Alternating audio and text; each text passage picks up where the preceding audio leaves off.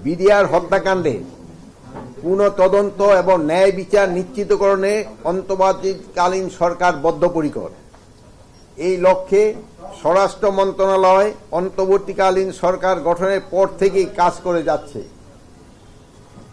এই মন্ত্রণালয়ের দায়িত্বপ্রাপ্ত উপদেষ্টা হিসাবে আমি প্রথম থেকেই বিডিআর হত্যাকাণ্ডের পূর্ণ তদন্ত এবং ন্যায় বিচার নিশ্চিতকরণের সোচ্চার ছিলাম এবং এখনো রয়েছি।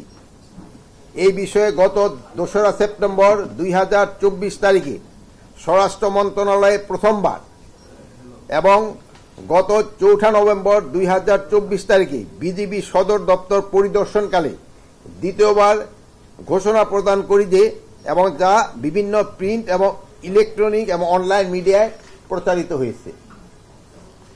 শুধু স্বরাষ্ট্র মন্ত্রণালয়ের দায়িত্বপ্রাপ্ত উপদেষ্টা হিসেবেই নয়, একজন সাধারণ নাগরিক এবং সেনাবাহিনীর প্রাক্তন সদস্য হিসাবে আমি শুরু থেকেই বিডিআর হত্যাকাণ্ডের ন্যায় বিচার দাবি করে আসছি।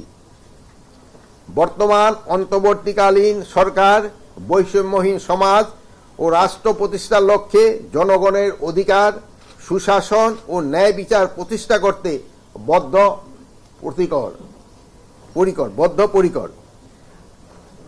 আমি এখন সকলের অবগতির জন্য ঘোষণা করছি, বিডিআর হত্যাকাণ্ডে ন্যায় বিচার নিশ্চিতকরণের জন্য আগামী 5 কার্য দিবসের মধ্যেই একটি তদন্ত কমিটি গঠন করা হবে। আমি সকলের অবগতির জন্য ঘোষণা করছি, বিডিআর হত্যাকাণ্ডের ন্যায় বিচার নিশ্চিতকরণে আগামী 5 কার্য দিবসের মধ্যে একটি তদন্ত কমিটি গঠন করা হবে। অথবা আপনি যেটা বলছেন হয়তো হইতে পারে। এই কমিটিতে থাকবেন হলো অবসরপ্রাপ্ত বিচারক, সিভিল সার্ভিস, সশস্ত্র বাহিনী ও পুলিশের অবসরপ্রাপ্তদের নিয়ে গঠিত করা হইবে। এই সদস্যের সংখ্যাটা এখনো আমরা যেহেতু নিরূপণ করি নাই, এটা 5 জন হইতে পারে, 7 জন হইতে পারে, 9 জন হইতে পারে, বাট এখানে সশস্ত্র বাহিনীর সদস্যের সংখ্যাটা একটু বেশি থাকবে।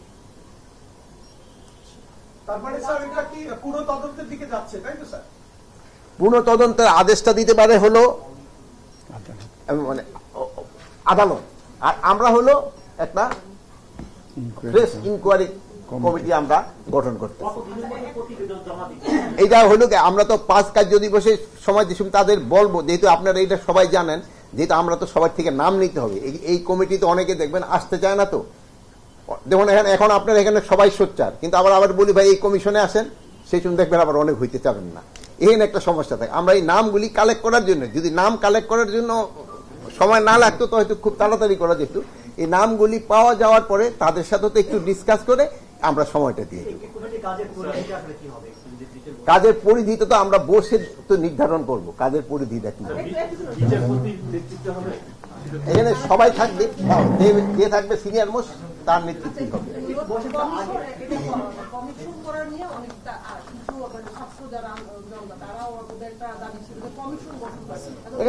এখন আমরা এখানে বসার পরে যদি মনে করা হয় যে তদন্ত কমিটি না কমিশন করতে হবে, আমরা ওইটাই করবো।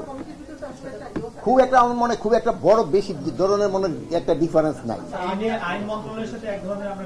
না, আইন মন্ত্রণালয়ের সাথে কোনো বিভ্রান্ত নাই। আমরা এই বসার সময় আমরা আইন উপদেষ্টার সাথে বসে এবং তাদের আবার মতামত দরকার হলে আবার নিই। আপনারা ভালো থাকেন, দোয়া করি।